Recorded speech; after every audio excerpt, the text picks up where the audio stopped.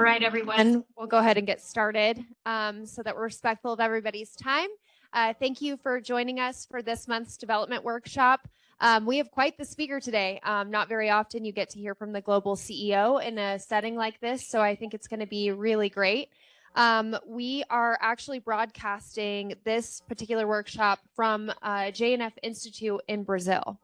Tomazoni will be there, and we will be kind of on the flip side of this here in the US. Normally we're used to being translated in Brazil, but this time they're going to be translating live for us, which is going to be pretty great. And Tomazoni today is going to be talking about the JBS way to build brands. And Wesley's thought process when asking for this particular workshop was the Ciara brand and the turnaround story that we kind of have around that. So it's going to be a pretty interesting workshop today, and I'm excited to get started. I just want to remind everyone what the purpose of development workshops are. These are intended to be for any team member that wants to join and to plug in on specific topics for your development. As we're thinking about building these topics, we use the 360 opportunity comments to guide the topics. And then Wesley helps us pick the speakers for them. We also do sprinkle in some technical topics as well throughout the year so that you can get a better understanding of our business since we're so diversified globally. All right.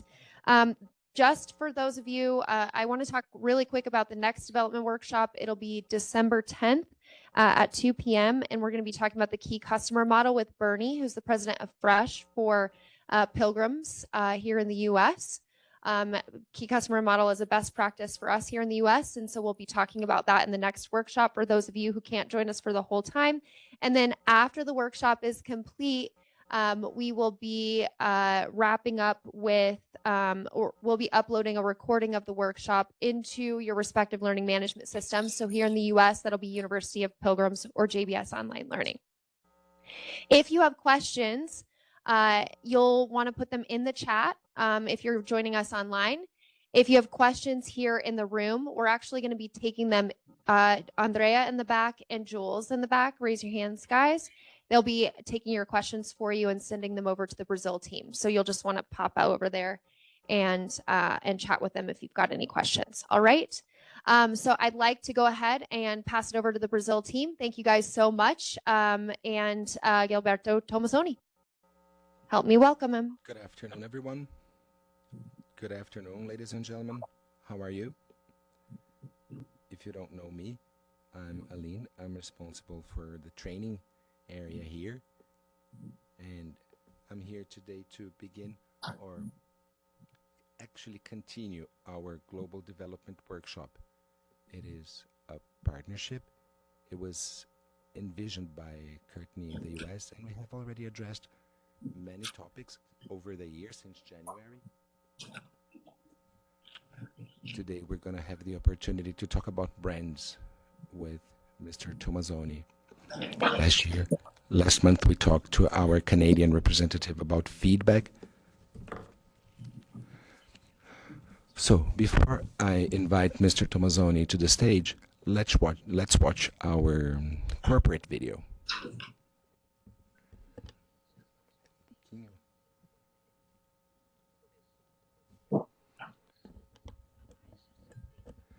It all started with a small butcher shop over 70 years ago. From there, it wasn't luck or chance. It was believing in these truths, making things easier and simpler, striving to do the best. Each open door was made possible by the dedication of many people, people from plants, facilities, farms, restaurants, and markets or grocery stores. That's how JBS brings quality to the table, by opening doors with those who grow alongside us. We're present across 5 continents, without ever forgetting where we started, that small door where it all began. Because for us, the key to every door is the same: hard work, humility, and simplicity. Come on in, JBS. We feed better futures. Yes, our company only grows larger and becomes more important. And with the case we're going to see today, you'll understand how powerful we are with our brands, how powerful our branding is. We have already 600 people watching us online and over 200 connections worldwide. So 600 from Brazil, about 200 from overseas. So I'm very excited. And Mr. Tomazoni, now the floor is yours. Thank you. Good afternoon, everyone.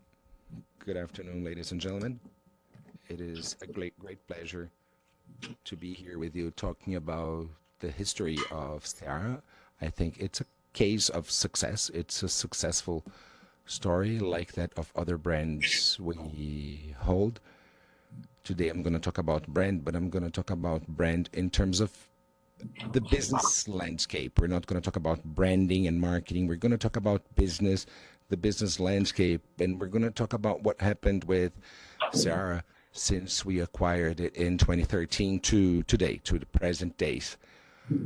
I think that we should address the turnaround of Seara here after our discussion, because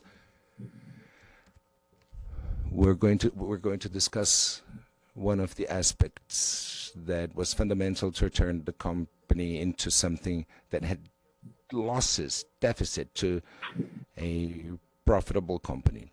I'm going to give you an overview of the industry where the brand operates, and also how we did this turnaround, how we turned it from a company that was having losses to a company that is now profitable. After the turnaround, it was called JBS Foods back then. We wanted to go public, to our IPO, but we were struggling to explain it to the market because the market didn't understand how the company could change so fast. And I'm talking about Seara. So who changes the slides, or do I change them myself? Right. So Tanya prepared this deck for us. I made some minor adjustments, but Tanya was actually our first employee when we acquired Seara. She was employee number one. She worked at Marfrig before, but even before the acquisition was approved, we were already talking to her, thinking about the opportunities we had as a brand. So thank you, Tanya. Thank you for your hard work, and thank you for preparing this material. If I can't answer any questions later, I'm sure you can help me answer all of them. So with that, let's take a look at the presentation. So I'm going to about the strategy of the Seara brand from a business point of view. I know if we were to talk about marketing and branding, other people would be more qualified than me. I was the chair of Seara when we acquired it, and we set up a team to perform that turnaround that had to be done quickly, and it was a cash consuming process. When JBS acquired Seara, our stock prices dropped because the market expected Seara to bleed JBS, to be a problem for JBS, but we proved them wrong, and we proved them wrong very quickly. So to do that, to achieve the results we wanted, the first thing we did was to put together a team to work on the turnaround, on the transition. But again, the most important step in the beginning was putting together the right team so that we could do Seara's turnaround. And I'm going to talk about part of the process here, and I'm going to tell you what happened with the consumer market after this transition, after this process. And quality was not a brand strategy. Quality was a business strategy. It was not just about branding. Quality is part of our mission. High quality, right? Good quality, high quality. But in this case here, we adopted this principle as a business principle. And again, today it's all about the experience consumers have with products, and we know that in order to be competitive in this industry, we had to be superior, we had to be better, because actually consumers were satisfied with the options they had available. So if they're satisfied, if they have no unmet needs, we really had to be at the top of our game. So Today, after 12 years of the acquisition, Seara is a successful brand. The story we're going to discuss today, is a story of success. It's a success case, as we often describe it. Of all brands in this in our country, Seara ranks 5th in the most commonly chosen brands. It's top of mind for many consumers. So again, the results we have achieved with Seara in 12 years are clearly successful. And to be successful, well, being in grocery stores is good, but we actually have to be in our consumers' households.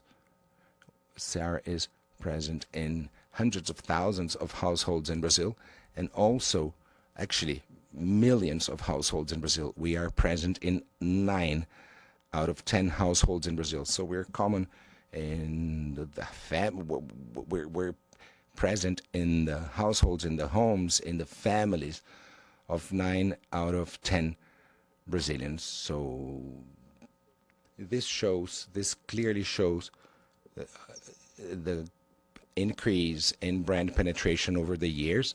We started measuring in 2016. We had strategies like with samples, or we had a very aggressive price strategy in the past, but then we started growing because of our quality repurchase. People repurchase our products, which is also an indicator of success, meaning they're satisfied with the product. I think that, well, sometimes buying something for the first time requires a leap of faith, but then if you buy it again, it means you liked it, it means you were satisfied, and I think that's a pretty good indicator. Consumers were satisfied with the brands they had in the past when we acquired Seara. So the first challenge was, how can we make them buy Seara? Again, what makes you buy something you don't know, buy a brand you don't know when you're grocery shopping? And then after that first challenge, the second challenge was like, how can we make them buy our product again?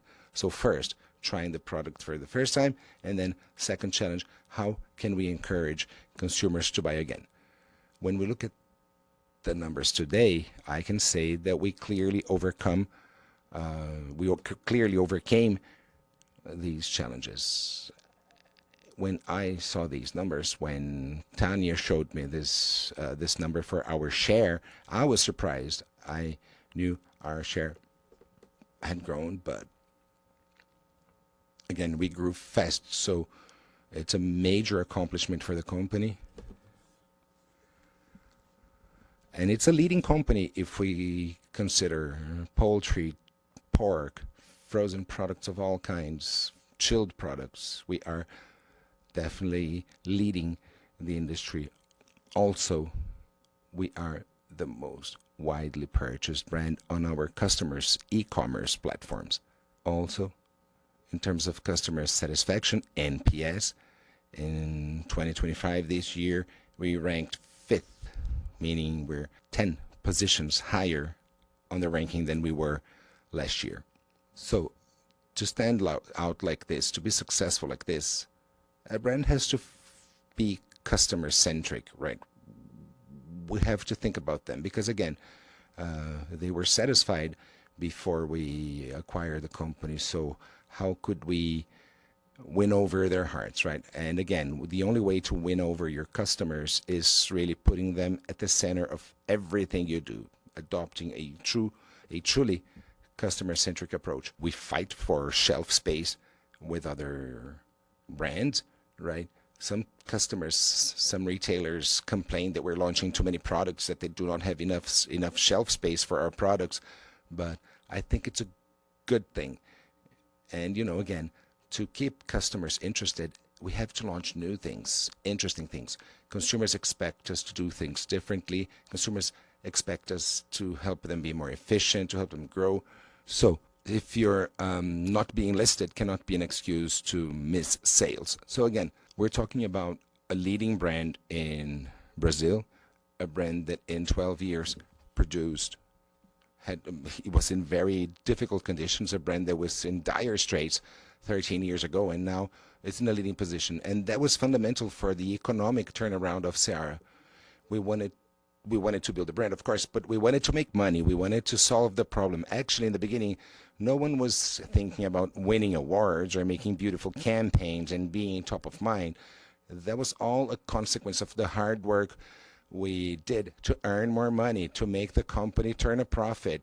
We wanted to sell more and more expensive to start turning a profit. Two things, because again, Sarah was just so cheap in the past. Our products were like, they used to be like 40% cheaper than our competitors. But again, the cost of raising livestock and producing things, it doesn't vary much, right? So we, again, before the acquisition, the company wasn't profitable, too cheap, fighting price wars. So we had to sell more, but we also had to sell better. This timeline illustrates the story of the brand. It started as Seara in the 1960s in the south of Brazil, and it was owned by many companies, and Seara has always been somewhat of a problem. It was acquired by Ceval in the 1980s, and then in the 1990s it was sold to Bung. Bung sold it to Cargill. Cargill sold it to Marfrig. So actually, when we acquired it, it was a problem that no one could solve. Whoever acquired it wanted to get rid of it. It was always a problem. So when we acquired it, the market, people here had the same impression that when I remember that 13 years ago, there were 3 consulting firms to help us manage it and make it profitable, like a strategy, footprint, and a cost advisor. So consulting firms, advisors helping us. Again, the company was experiencing a very difficult situation. So again, it was acquired by JBS in 2013. And on our institutional affairs website, you can see how much the company grew when we started investing in brand and added value. So as of 2013, we started investing in brand, and we did that to other brands after Seara. We started with Seara because so far JBS invested very little in brand strategy, branding. But after Seara, I think we took an interest in this kind of approach. So this timeline shows how the brand has evolved over time. The last design update that was done in 2024, we'll talk about it in a minute. But again, a brand like this has to keep moving and evolving continuously. Now, when we acquired Seara, we didn't acquire this brand only, like the Seara brand only, because over the years, over the decades, Seara expanded its portfolio. It was acquired by Marfrig. It had the legacy of BRF, because remember, I want to give you the context where this was made. It was the merger after the merger of Sadia and Perdigão. When Sadia and Perdigão were the leading brands in this industry, they fought for the first position. Sadia was the leader with more added value, higher prices, and Perdigão was also competitive. It was at a different level, but they were fighting for the leadership neck to neck, head to head. So both of these two brands that were the largest in the industry merged. And it was in this context that Seara was having a hard time. It was struggling because you had like 2 super powerful brands, Sadia and Perdigão, and Seara was like ranking 3rd, ranking 4th, but fighting with smaller brands. So very competitive market, very difficult context. There were 2 leading brands joining forces, and we had to find a way to survive. We had to find a way to find our space in this highly competitive environment where the 2 leading brands merged and joined forces. And actually, on top of that, consumers were pretty satisfied with the brands that were available. And there's no free lunch. No one's going to give you their market share. So again, extremely competitive landscape. This is the diagnosis we had of Seara in 2013. It was losing money, negative EBITDA margins. The average price of Seara was 75% or less of the price of its main competitor. So how can you turn a profit costing this cheap? Low market share. I mean, we ranked 3rd or 4th, but far after the other competitors. And when you don't have a relevant presence in the market, you don't have presence at the points of sale. There's no facing. You're not facing your consumers. You're concealed among big brands. You don't stand out. So you eventually lag behind them. So our brands were weak. And again, we have to admit the products were very poor quality. The quality of the products was really fell short of expectations. So Sarah had to lower costs because it was not turning a profit. And again, to lower the price, they lowered the quality, and the company entered this negative spiral, this vicious circle, because if you lower the cost, if you lower the quality, and you try to sell it for the same price, consumers will tell. Consumers are not fools. And that's how you actually destroy a brand, right? Lowering your quality and driving or waging price wars.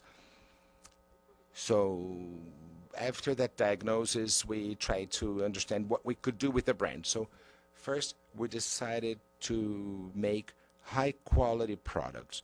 We decided to revamp our portfolio with higher quality products, and we also set out to build a strong brand because we understood that without a powerful brand, we couldn't compete with the two leading brands that completely dominated the market. So we had to invest in branding. We had to build a strong brand. There was no way out.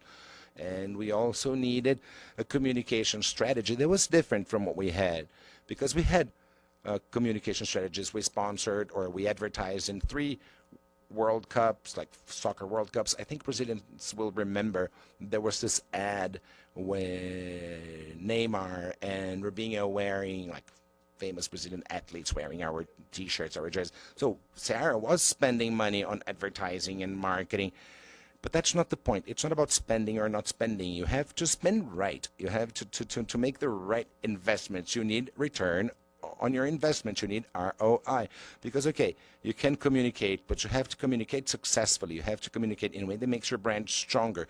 Communicating just for the sake of it is pointless. Oh, that's my share of investment. Your investments can be high or low. What matters is how effective your money is, how effective that investment is. Also, we had to innovate because, again, products that are already in this industry, in this market, are mature categories. Consumers have their favorite brands, their favorite flavors. So if we launch something new, I mean, we cannot change. What I'm trying to say is that we cannot, it's harder to win market share over something that is consolidated. So we decided to innovate because with innovation, we could position ourselves differently from what we did before. Because again, remember, we were 25% cheaper than our competitors. To make a profit, we had to sell more. So again, and then to make a profit, we learned we had to increase prices. To increase prices, we had to invest in quality. Also, and with that in mind, you have to be excellent in your execution. You have to excel in terms of quality. If you want to raise your prices, and if you want, and since we wanted merchants to give us a chance, we really had to step up our game. For merchants also had their favorite brands that sell well. Of course, for merchants, it's interesting to have competitors. So merchants were open to working with us, but we also had to play our part. Merchants didn't want to be stuck with 2 brands only. But again, they can give you a chance. Merchants can give you a chance, but if you don't do a good job, it's also pointless. So basically, these were the 5 building blocks of this new age of the company. And now here we like to work with 100-day plans, our 100-day plan for our turnaround. We met and we decided we had 100 days to change things. Sounds like not a lot, but it was actually enough. We could really achieve the first results we wanted in less than 100 days. So first, we wanted to identify the operating gaps in all areas. We earmarked 20% of our revenues, and we could find gaps or room for improvement in every area. There were gaps to be filled and room for improvement in every single area of the company. Also, we had to set some priorities for our portfolio. And then again, we had to be better than the competition, or at least the same level. It's at least as good as the competition, but the focus was to be better than the competition. So we selected 15 products that accounted for 80% of our revenue, of our sales, really. And then we also invested in R&D, research and development. We brought some very talented people to work with us. What our R&D did is really outstanding. I mean, they did an amazing job in record time. In 30, 40 days, we had completely revamped our portfolio with products of much higher quality, actually same quality as our competitors, and in some cases even better. So when we actually went to market, 40% of our products were statistically superior than those of our competitors. Also, we had to improve our customer service, our NPS, and also review our pricing strategy. We had to increase our prices by 15% at least. We wanted to be competitive, but we also had to raise our prices. And about pricing, I remember back then, I have a story to tell about that. Back then, I was the CEO of Seara, and I was also in charge of inside sales here. So I had two positions, two jobs. And Seara's office was not very far from here. I don't know if they still have that office there, but our office was there on the second floor, and we had a meeting there on a Saturday, and we convened all directors, chief executives, the managers. We brought them all together, everyone in the room, and then I said, okay, ladies and gentlemen, I know we talked about the quality of our products. We talked about our plan. I showed them our communication plan, but then I told them, but the thing is, we will increase our prices by 15%. Well, I had never heard such a silence. You could hear a pin drop. It was absolute silence. And then I looked at them and I said, well, it's in your hands. You can increase 7 first and 8 later, or 8 first and 7% later. We have to. And if you think you're not capable, I'll go with you to your customers, to your merchants, and we'll do that together. Many people were afraid, of course, and actually I visited many merchants with them, many customers with them, because first they, of course, were resistant to this increase. And I said, there's no way out. We have to raise our prices. We even had a cooler with us. We carried a cooler with us with sliced products and products for tasting, actually without branding, the brand blinded. And then we told merchants, oh, we have to increase it by 8% first, and then 7%. Actually, in the first month 8%, and then 7% in the second month, 15% in total over 2 months. And then people would say, oh no, but we can't. It's still, your brand is not. And then we told them, taste it. We opened the cooler and allowed them to taste it, like a blind tasting session. We let them taste ham, for example. And in the case of ham, 80% of them preferred our product. So we said, well, you preferred our product. It seems to be better. So should we cost less? How can we be cheaper if we're better? So it was like this, with a slow, with a gradual process of persuasion. And with that, we could increase our price, our presence in points of sale. In the beginning, of course, we lost some market share because but we had some market share that was worthless. What is the point of having market share if you're not making a profit, right? Actually, the people in the room said, oh, but what if we lose market share? That's not your problem. We have to increase prices by 15% and make sure our products are available in grocery stores. It was a difficult moment. But at the same time, it was fundamental. It was very important. If you're manufacturing a good product, you have to charge accordingly. You know, you pay more for what is more valuable, for what's better for you. Price is related to quality and positioning, brand positioning. And then we'll talk about how we repositioned our brand. First, we had to reposition the price, of course, but we also had to change consumers' perception of our brand. It was two things that had to walk hand in hand. And then again, we wanted to stand out by our innovation. So this is basically the plan. And then it's a pretty busy slide, I know, but this kind of shows what we did to map out the market. Tanya had all the files. She still had all the files. But again, we performed an assessment of the competitive landscape. So we looked at our competitors, and knowing who they were and what they were doing, we started thinking about how we could stand out, how we could turn the game and win the game and be competitive. Because if you're not clear about how you're going to position yourself in face of your competitors, you don't even know where to start. Sometimes I look at beautiful ads, but there's no strategy there, right? Communication, advertising is good, it's important, but you have to have a strategy behind that. You need a strategy behind your communication. Of course, you have to talk about benefits, but if the benefits are not clear, what's the point in changing your positioning, right? I'm not going to go into much detail here, but we compared our operations with again, we benchmarked against our key competitors.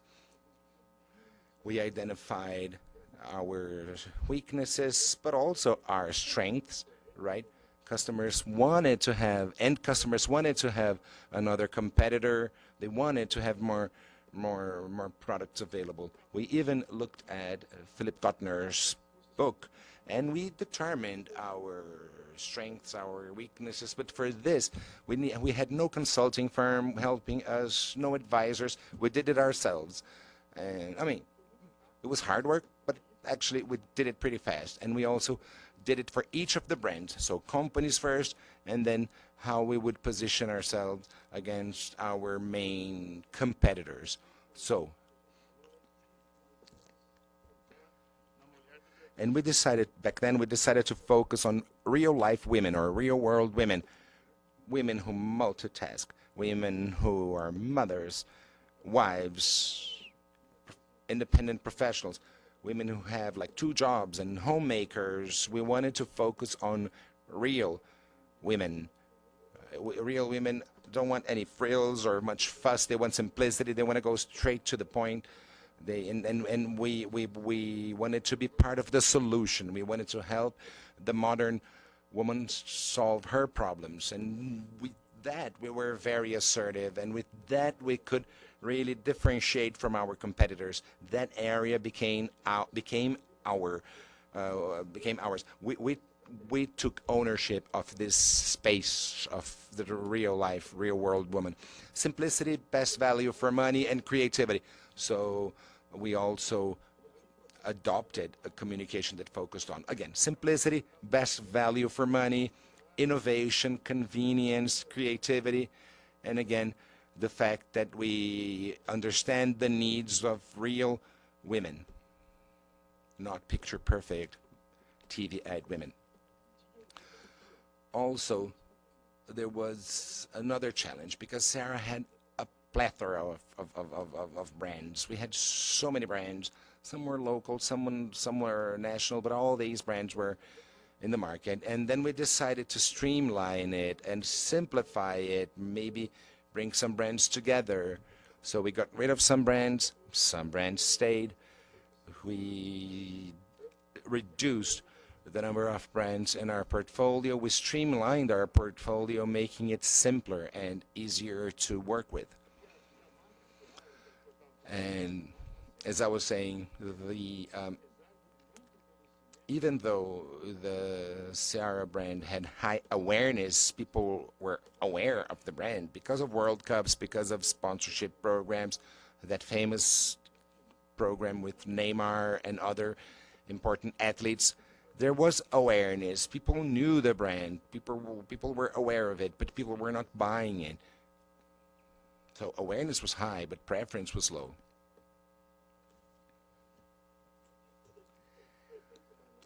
And when we performed this analysis, we understood that Sarah was a small brand. It didn't have equity. It had no equity. People who couldn't even know how to pronounce it correctly. Ciara, that didn't even know how to pronounce the name properly or correctly, because again, it was not top of mind. People were aware of it and people would buy it like because it was on sale or it was a special promotion, but that was about it.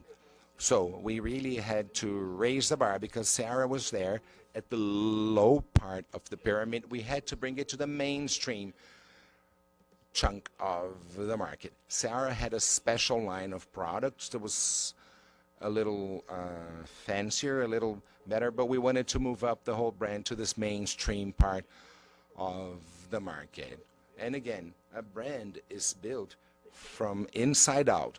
So to change our brand, we had to change our culture. We had to change the mindset. We had to get people's buy-in. Even people there in the facility, they have to think about that when you're working with the reps or when you place the label correctly or when you do some poor work in the facility, in the plant, you're also affecting the brand. So it's, again, not a marketing thing. It's not a marketing ploy or a marketing trick. No, we needed to get everyone's commitment, everyone's buy-in, because we needed everyone to understand that our brand was part of our culture, because we could promise a lot, but our quality had to live up to it in a consistent way. So again, it had to be a company-wide project. We had to change our culture. So we worked with everything: farms, facilities, plants, research and development, everything. We engaged everyone in this change process. And we talked about quality already, right? But and you can see here that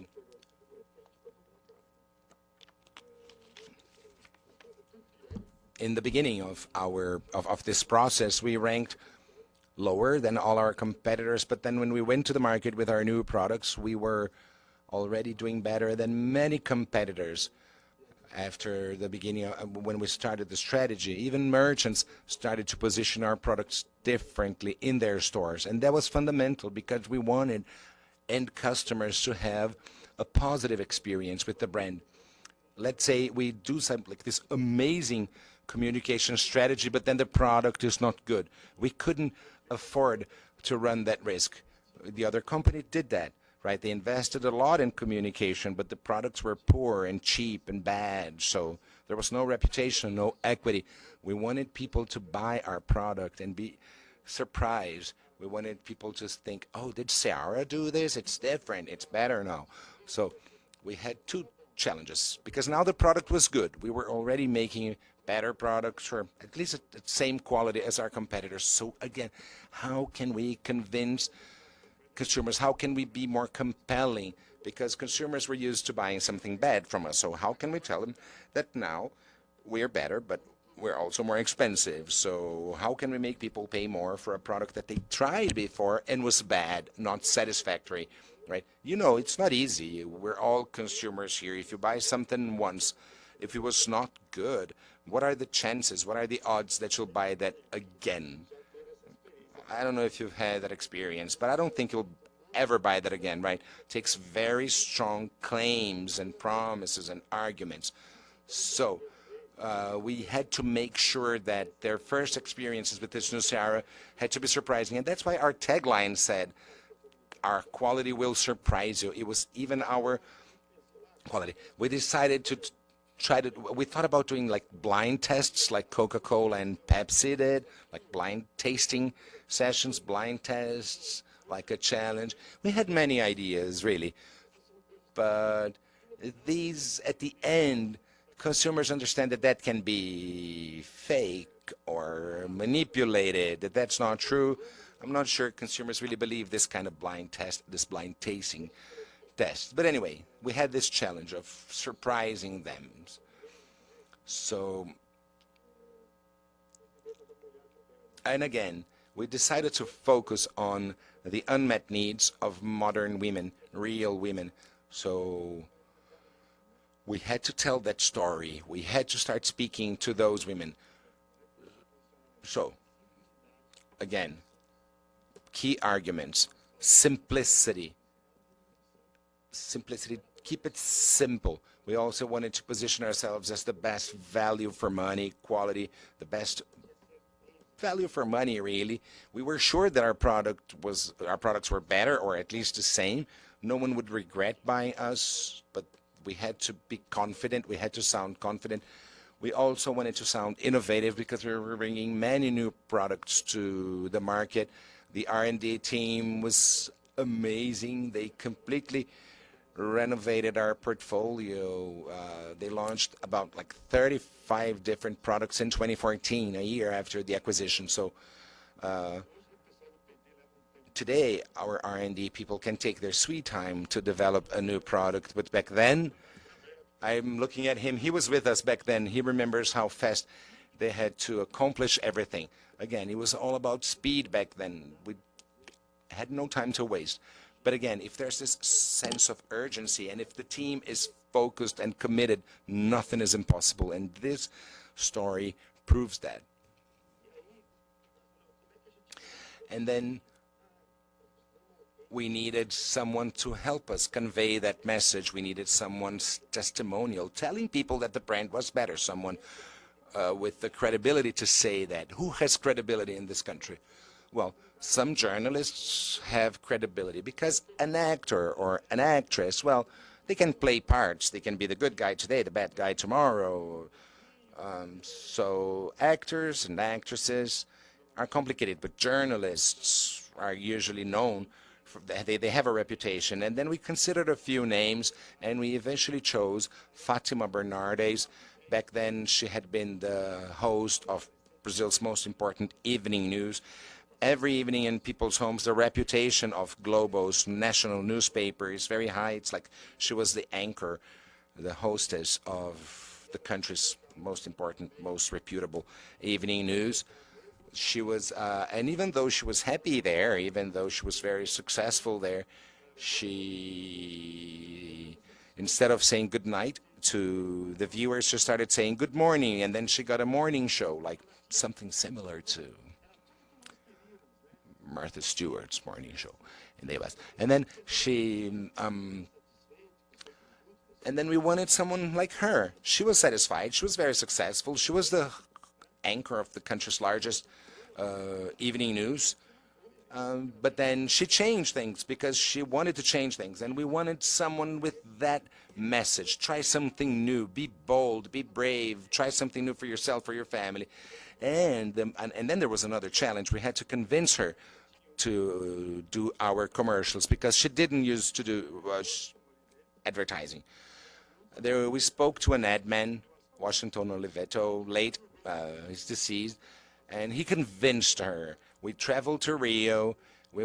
Tanya, Eduardo, and Washington Oliveto, the admin, we all went to Rio to meet her. We went to a restaurant, and she said, no, I don't do advertising. I have a reputation to care for. I'm not an actress. I'm a journalist. I don't advertise things. But then we told her the story. We told her that we wanted to speak to modern, hardworking women. We told her that we wanted to bring another option to the Brazilian market that was limited to a few big players. And we told her that our products were amazing. And then she said, all right, if your product is so good, I might appear in your ad, but send me some products for me to taste them at home. And then we sent them a lot of products. We like a shipment of products for her. She ate them. She shared some with her friends, her family, and she agreed. Finally, she agreed, and that helped us a lot. Fatima Bernardes really helped convey the message we wanted to convey, our value proposition. We had a clear value proposition, but we had to communicate it clearly, you know. So and she gave people the reason to believe. We knew our products were better. We knew we're doing things differently, but we needed someone to make people believe, and we needed someone to encourage people to consider buying our products in their next trip to the grocery store. So I think it was a big hit in our communication strategy, and it was not because she was a big celebrity, that too, but she had credibility. People listened to her. People believe her. We used to see her in the news, like Sirius, talking about global world news, and there she was recommending our product for the first time, advertising anything. So again, the tagline says like, try Seara, the quality will surprise you. And this was an extremely successful campaign. You know, sometimes people want to get rid of, our marketing people wants to get rid of the sub-headline, like the quality will surprise you. They want to get rid of it. But then we never really let them. They want to simplify our slogan, our tagline. Our marketing people say, no, get rid of the quality. No, let's not get rid of this quality sentence.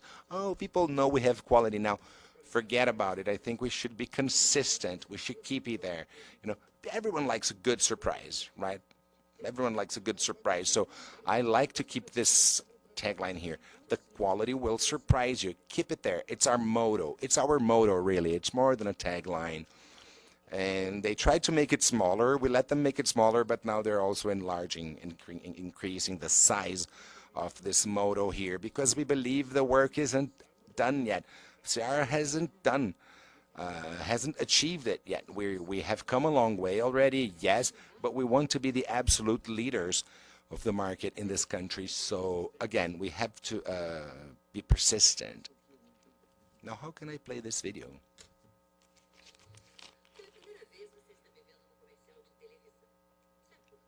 It's the first time you see me on a TV ad. You know why? Because even though we might be satisfied, we can try something new. You know, I spent years doing something I loved. I decided to change even though I was happy, and I turned my good evening into good morning, and it's been great. But going back to the TV commercial, I'm here to talk to you about Seara because I believe that Seara is all about good changes, welcoming what's new, what's good, you know. So I think we should be open to finding what's good in something you never tried before, a product you don't know. So next time you go buy pizza, sausage, lasagna, chicken, try Seara products. I'm sure that just like me, you will be surprised too, and you will learn that Seara is all the best. Try Seara. The quality will surprise you. Seara is all the best. So she could really convey the message, right? She could communicate the message very clearly. Of course, today she doesn't have the same image she had 12 years ago, because 12 years ago it was really her first TV commercial. And there's her husband. If those of you who are not in Brazil, her husband was also a very important journalist for years, for decades, really. Times have changed. Now she has another TV show. Social media is now more important than it was 12, 13 years ago. Everyone would watch much more TV back then. Now we follow the news online, on social media largely, but still, 13 years ago, she was probably the best name to have done this. Probably this strategy alone wouldn't work today, although she still has quite a reputation and she's still able to endorse a brand with credibility. But again, you see, she conveyed the exact message I was discussing with you, and then customers accepted the challenge and realized that what we were saying was true. And before we go to 2016, let me tell you something we did with the packaging. We reviewed all the claims of our packages. Each package needed to have a clear claim of why it's superior. So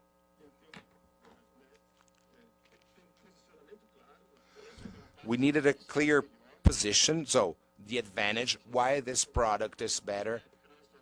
And like we had to say that we needed claims. We had to like, oh, we spoke to the Italian, to an Italian guy who technically made the best lasagna in the world, and he came here to help us write the sausage. Who makes the best sausage? Oh, this German guy from Munich. Let's talk to him. So we did that. We spoke to big people in their area. So we needed a value proposition, a reason to believe, and a sales proposition. All these things have to be very clear in our packaging. Oh, this product has no claim. Let's find one. Let's make one. And I still think that's fundamental. I think we need a reason to buy, a reason to believe, the reasons why you should buy a product to make people's consumers' lives easier. And then we launched the Seara Gourmet range, and it was launched in late 2016, trying to raise our consumers' perception of quality to avoid or to prevent us from being squeezed between the top two brands in the market, which were now owned by the same holding company. So we launched the Seara Gourmet label. We thought about creating another brand, but then we would have more brands to manage. So we decided to stick to Seara, invest in the Seara brand, and give it a more premium position because we wanted to close the price gap. I told Tonya, I just told that, I remember I told Tanya we needed that crocodile mouth chart. We have to close the mouth of the crocodile, close the price gap. And I mean, we have to charge more, to sell more expensive. And premium consumers are not only, they are price sensitive like everyone, but less price sensitive than mainstream product consumers.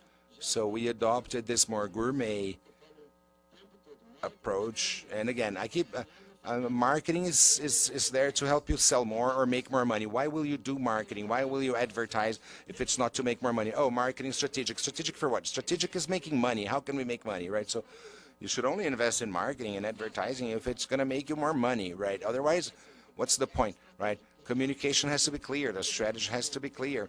Why we're doing it, results we expect. Of course, not in the short term only. We have to think in the long run. But you have to remember what matters in a company like this. So we also wanted to position Seara Gourmet at the top, like something very fancy, premium, something that has never existed. Seara was good, but Seara Gourmet will be even better. So how could we tell people that there was something even better, something even nicer? So we had to make it largely aspirational. We had to work on it. And what we did to achieve that, we spoke to Mr. Robert De Niro.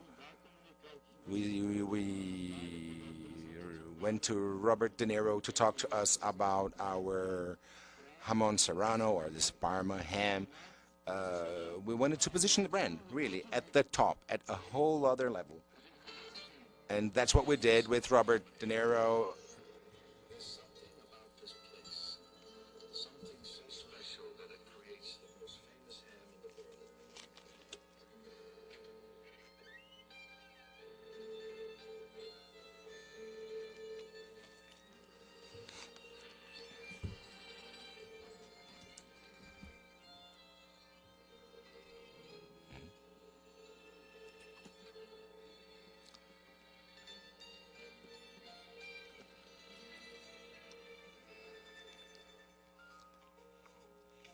Introducing the new Seara Gourmet collection with a selection of premium hams, broiled, cooked, and the exclusive Parma ham.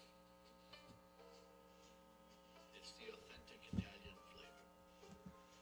There's good, there's great, and there's Seara Gourmet. So there's good, there's excellent, and there's Seara Gourmet.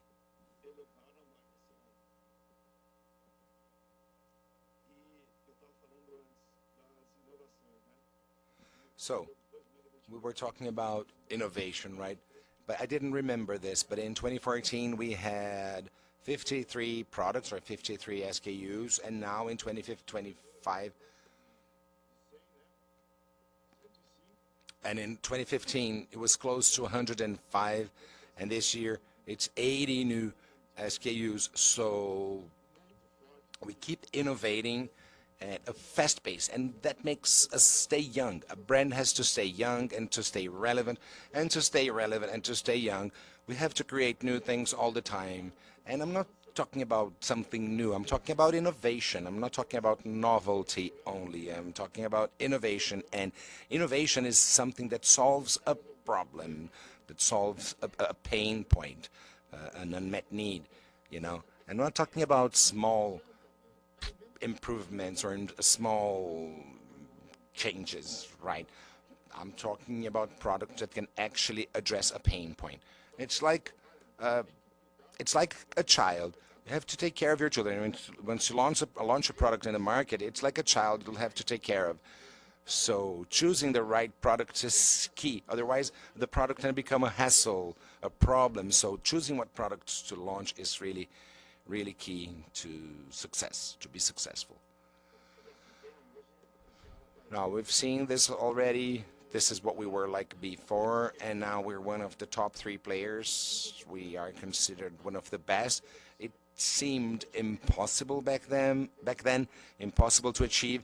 But now in many categories, we're even more expensive than the leading brand, which is still consumers' favorite because it's a century-old brand. I think it's 90 years old or maybe more.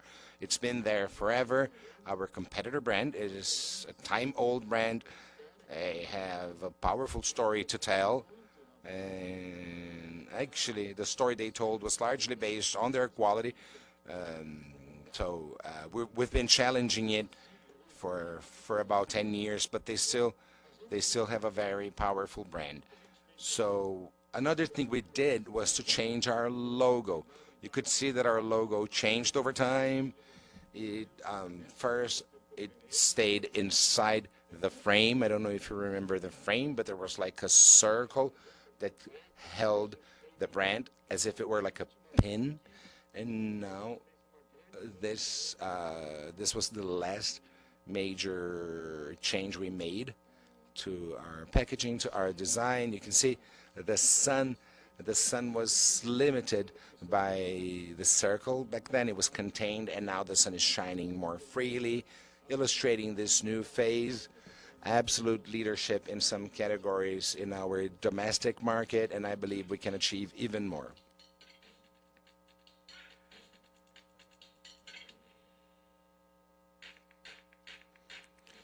It's time to evolve to keep up with our growth. A new logo and an even stronger icon.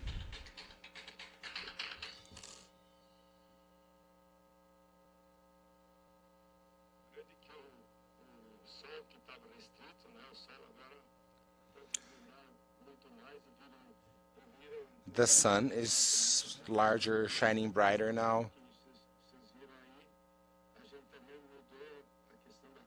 We also changed the color.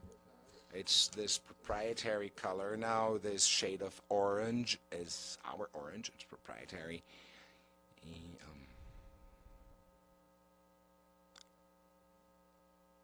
We relaunched the sun, and the color is now even brighter and more unique.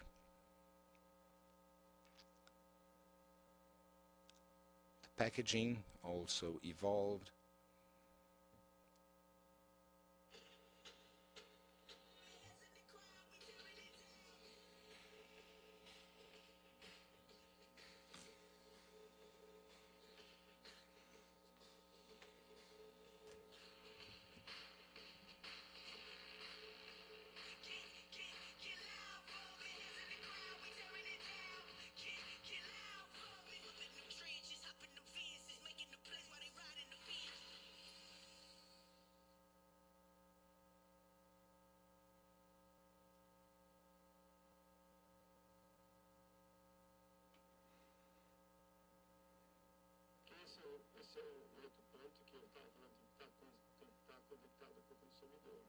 And again, you have to be connected with the trends of the market, with your consumers. You have to solve problems. You have to address their pain points, their unmet needs. You have to make their lives easier and more convenient, right? That's really key for a brand like ours. We have to solve problems. Consumers began to understand our new positioning. We understood their needs, and considering this trend monitoring work that we do, based on the trend monitoring work we do, we launched this range for air fryer. Many people use air fryers. Air fryers have a number of benefits. No need to use oil or fat. There's a number of benefits with air fryers. So Seara designed a line specifically for air fryers because in the past consumers were using other products in their air fryers. Fine, but we designed a line that was specifically created for that. And again, it's easy to follow other people, right? Other brands, but we like to be the pioneers here. We like to be trailblazers and be the first to do something. Another cool thing we launched was this homemade small pots with no preservatives. Today, people bring their own food to the office. They bring lunch boxes to work. So this is like this ready-made lunch box. People can just heat it. The snacks, I think you're all familiar with our range of snacks, our line of snacks. Today, there's a big thing, right? Binge watching series, binge watching TV shows. People get together to binge watch a show. Things changed a lot, right? This kind of viewing habit changed a lot with social media and streaming platforms. So we made a fun partnership with Netflix. It also shows how innovative Sarah is. In Brazil, Korean shows are big these days. There's a lot of enthusiasm around K-drama, K-pop, Korean stuff. So some products are inspired by the products that are eaten by the Korean actors and actresses. So Korean inspired, like this, inspired by the Squid Game show with the shapes and everything. Also a limited edition for the last season of Stranger Things. Pretty cool series. I think it was like the most viewed show worldwide. We just launched this. There's Stranger Things, Stranger Pizza. So again, this shows how we can establish deeper and more meaningful connections with our consumers. Our consumers like to binge watch this kind of thing, or we're going to be present in their time of in their free time. Also, restrictive healthiness and convenience, appetite suppressant drugs are also a trend. So the world is increasing its consumption of protein. People are consuming more protein. They're eating more protein because there's this new generation that firmly believes that eating more protein is healthier. So there's a trend toward a greater consumption of protein, higher consumption of protein. Also, weight loss products, if you use those appetite suppressants, you have to eat protein, otherwise you're going to lose all your lean mass. To protect your lean mass, you have like Mounjaro, Ozempic, all these drugs. Last time we went to the US, they said that there's like about 15 million users of these drugs, and in Brazil, probably millions of people too, because here there's Mounjaro and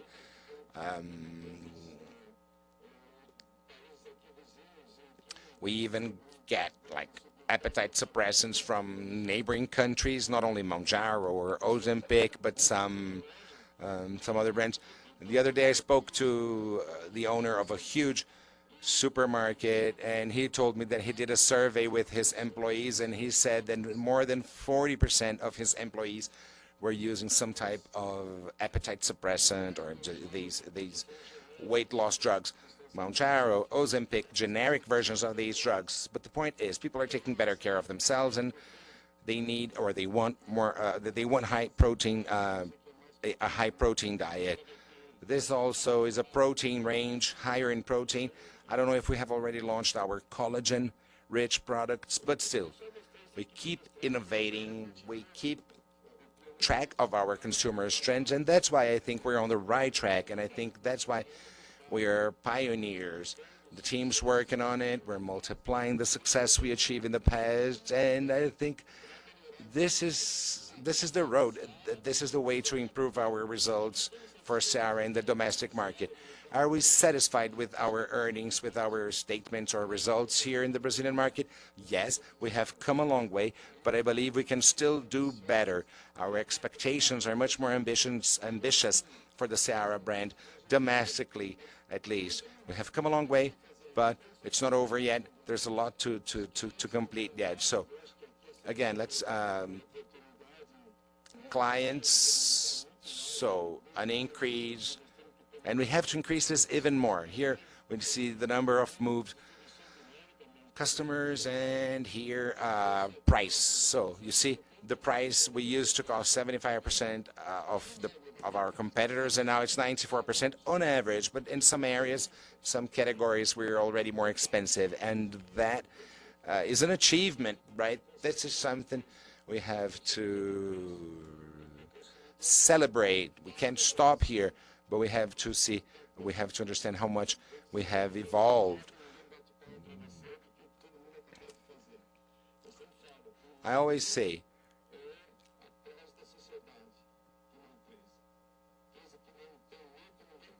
no one wants a company that does not turn a profit, right? A company, a business is supposed to turn a profit, because that's the results we produce to society. The society wants companies to be profitable so that companies can keep growing, producing more, generating more jobs, right? Again, we have to be profitable, and with that, we can change people's lives for the better. Now, this shows our change in market share, and remember, this is a very competitive industry. I told you there are few leading brands, but in 12 years, we acquired substantial market share in frozen products, cold cuts.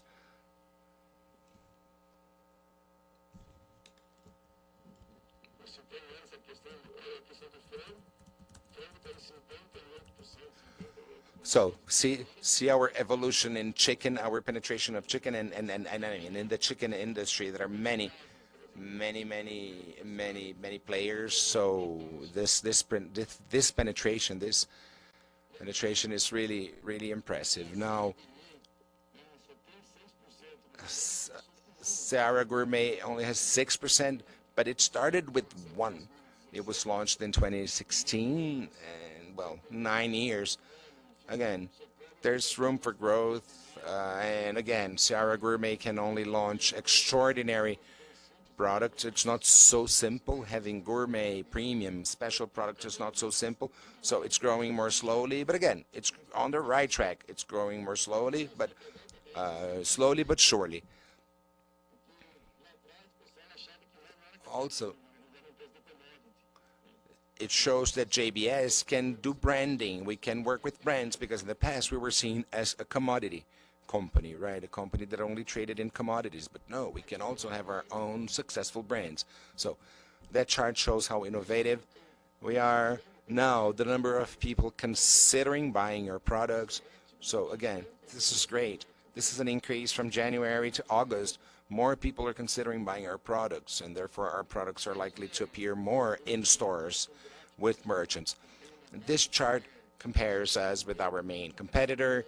You can see that it shows it's by quarter in the beginning. The beginning is divided by quarters, because we acquired Seara in the 3rd quarter, actually in November. It's not clear, but it was in November. So you see, in the 1st quarter here, we were like -7, -0.7, and then we jumped to 7.9 positive. And then you might say, oh, the market helped, the market. But that's why we put our competitor here. Our competitor was already up there, as the blue line shows.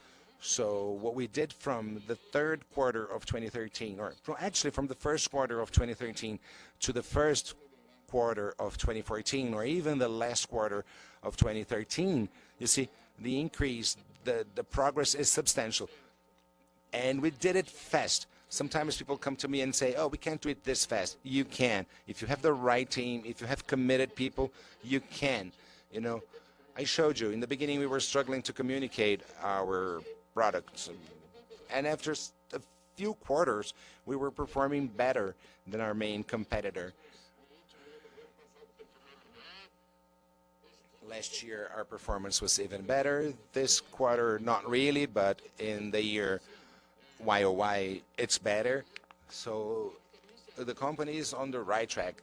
We're doing something right. We're gaining market share. We're winning over our customers, more customers, their preference. We keep innovating here. Quality, it's about quality and strategy. Quality is actually part of our strategy. We need better products, and it sounds easier than it actually is. Our competitors are not standing still either. Our competitors are also working on their products, their quality, their innovation. So we have to keep up. And that's why the quality of our R&D is so outstanding, really. I can't say that enough. Our R&D people are, you need the best people in production, in marketing, in sales, in R&D. You need the best team everywhere, and we have a great team in R&D. And otherwise, you won't win the game. It's a harsh game. Everyone wants to win, so it's not an easy game, and that's why you need the best. We prepared this slide here to show you how many brands we have. I'm talking about Seara. I wanted to share this Seara case with you. It's a case of success. I'm very fond of the Seara case, but we're also being very successful with other brands. Just Bear in the US, we acquired 12% of market share in the US with this brand, considering a market like as big as the American market, as competitive as the American market. And it also showed us, to be in the US, you have to buy brands. You can't build a brand there. You can. When you get the product right, when you get the quality right, you can. And the strategy there was the same. We have the best product there in that category too.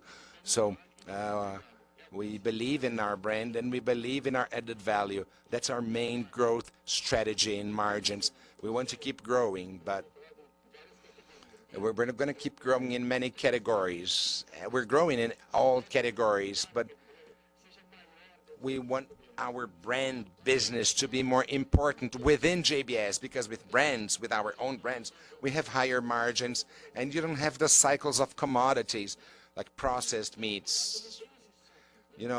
Brands, processed meats or processed products suffer less with the oscillations of the commodity market. So it's part of our strategy. And to start wrapping this up, I prepared a few key takeaways that we should all keep in mind. So again, high quality. High quality makes for winning brands. JBS does not believe in cheap, poor quality products, because what's the point in being the leader?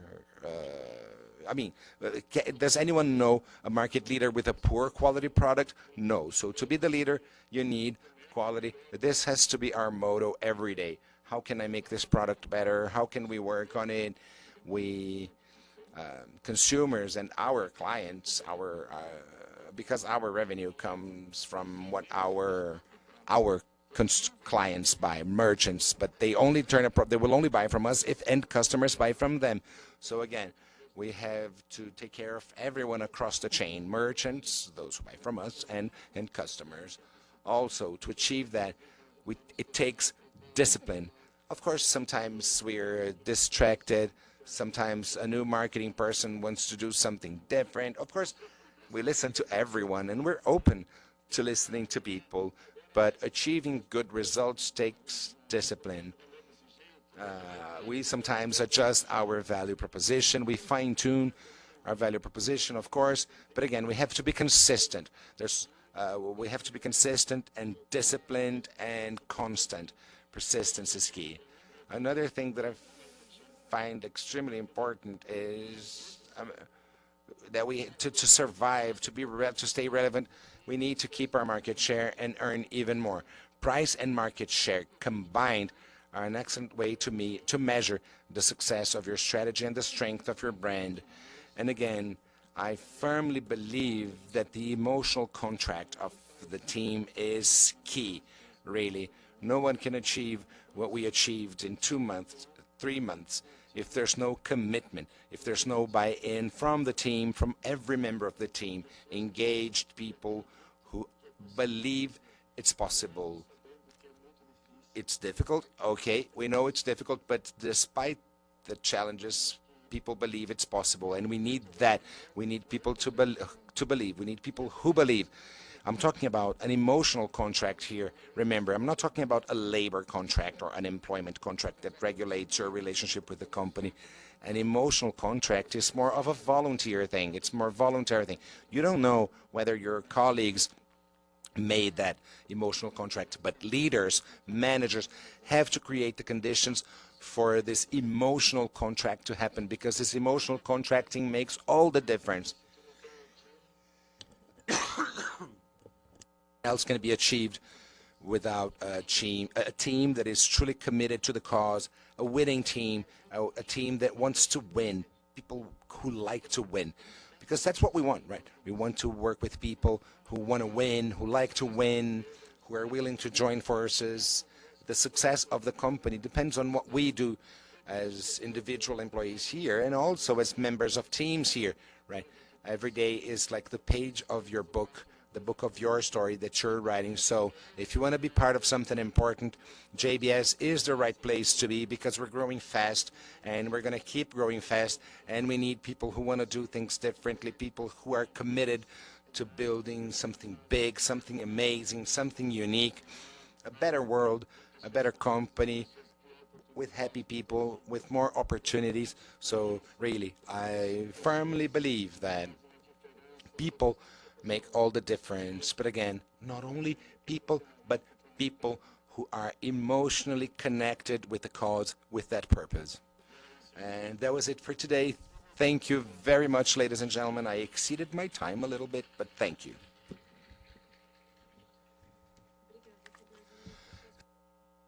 Tony, thank you for your words, and thank you for telling us this story. And if you allow us, there's 5 more minutes, and we have a few questions for you. We got some questions online, and we can also take questions from the audience. There's a question directly from the US asking, how can we replicate this to other JBS brands? This is a question by Marinda, and there's another question that says, could Swift be the Seara of America?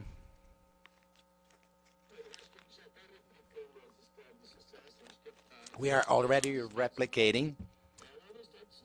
We have some successful stories in the US already with just Black. So we expect to achieve 12% of market share in a very fierce, very competitive category like breaded products. So yes, we are already replicating some ideas there, and the recipe is simple here. It's no rocket science. Quality, set clear goals. So again, clear goals, a clear value proposition, understand who your value proposition is for. Again, quality and how you will make people believe. That's the roadmap, the RTB, and how you're going to sell or market that value proposition. That's what we did here. It's no, of course, there's no silver bullet, but again, you can rejuvenate the brand, revamp the brand, make it look cooler, younger, more connected. We haven't achieved the same results everywhere, but we have to. Just Bands in the US is a good example.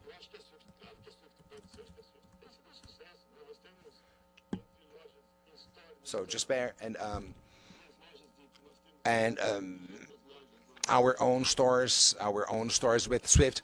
Swift is also a success case. It has almost like 500 stores across the country. It can be. I think it's a model that can be replicated. We have the stores, we keep the stock, we restock. I think Swift is a very interesting case. I think it will be more of a success case than Seara itself, maybe. Swift. Any questions from our audience here? Hi, Tomazoni. My question is about trust and what it was like in the beginning to earn our clients' trust. which is an essential part of the business, right? Because here we already had the emotional contract. Now, what it was like to establish this contract with the merchants, with the customers who buy from us, how did we build this rapport, and how did we inspire their trust? How did they receive our new proposition of quality? What was it like, that part of the process? Yes, that's an interesting question because this was actually one of the most challenging things. Of course, end customers were challenging, but our customers, our clients were challenging. You're right. Back then, we went to the market, we created a team of people who had a lot of credibility with our customers. We kind of renovated 90% of our sales team. We brought people here, people who had a long-standing relationship with our customers so they could give them their feedback, their personal testimonial. So we kind of had to change our sales team. We hired people who actually had a reputation with our buyers, and then they could tell the story. They could give them samples. They could let them taste our products. They were more open to negotiating with these people. Communication with end customers was very successful, as you could see here. But then this work, this process of communicating with merchants was key, really. And to achieve that and to grow there, we had to bring people from the market. We had to hire people who could actually tell that story with credibility. And of course, we have Freeboy here. Freeboy was a strong player, so we didn't go there alone, right? We were leaning on Freeboy. Oh, we have Freeboy, but let's help us with Seara. It's like when you have your big brother. When you go somewhere and the kids want to beat you, you can bring your brother with you, like your big brother with you. He's going to help, right? Now, how can we leaders, how can we concentrate our team's work on our brands? Concentrate what? Concentrate the work of our teams within brands.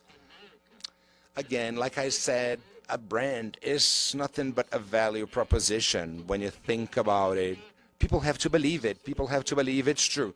If you don't believe it's true, you won't convince anyone of that. You have to believe it yourself, unless you're a big, talented liar. But unless you're a very talented liar. But otherwise, you have to believe it yourself. A brand is the brand has to be part of the culture, and you have to believe that you actually have a good solution for your customer, for your consumer. It's not because marketing people created something interesting and colorful. I the girls here are laughing because they know I don't like market research very much. I mean, respondents can say anything, right? When people ask you a question, sometimes you tell the truth, sometimes you don't, sometimes you sugarcoat the pill, sometimes. So I'm not a big fan of research, especially quantitative. But again, so you have to believe it yourself. You can go there and tell our buyers, oh, research shows that our brand was preferred. But if research solved all the problems, it would be easy. All companies would do well. Do research, follow the recommendations of research, problem solved. So of course research works, it's important, but you have to believe your value proposition. Of course, again, you can use research to guide you, to give you insights, to make you even more sure about what you're doing. But again, you and your team have to believe that that's true, that that's a solution.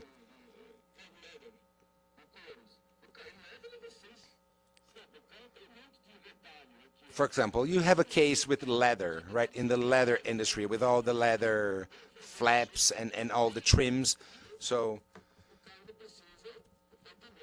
there's a success case with leather. What you did with leather was amazing. And why did you achieve those results? Because you believed it. And now our results with leather scrap are great. But still, you have to solve a problem again, and you have to believe your product can solve that problem. Even if the people don't know they have a problem yet, you have to believe that your product can solve it. Tomazoni, I'm from marketing. I'm Guilherme from marketing. And my question is, in your view, what are the pillars or what does it take for us to keep up the good work? What do we have to do to make sure this brand and our other brands can stay strong and relevant down the line in the long term? It's another challenge, right? So we have come this way, we have come all this way, but how do we keep up the good work in the long run? Yes, staying relevant is always a challenge. It is. I hear you, because the trend is that brands will lose relevance over time because new brands will be launched. That's why communication is key. You have to keep your communication relevant, up to date. And again, your position has to be clear. You have to be clear. You have to connect with the people, because and audiences also change. Consumers change. Their preferences change. New generations have different demands, but older generations are still there, and we have to connect with all of them. And you don't have to change your value proposition, but you can tweak it, or you can change the way you say it, the way you communicate it. The value proposition has to be clear. The reason to believe has to be strong. People have to believe it, but then there's also your sales proposition, how you're going to market that. And you have to sell the right way. And again, until not very long ago, there's this thing in street media, I don't know what you call it.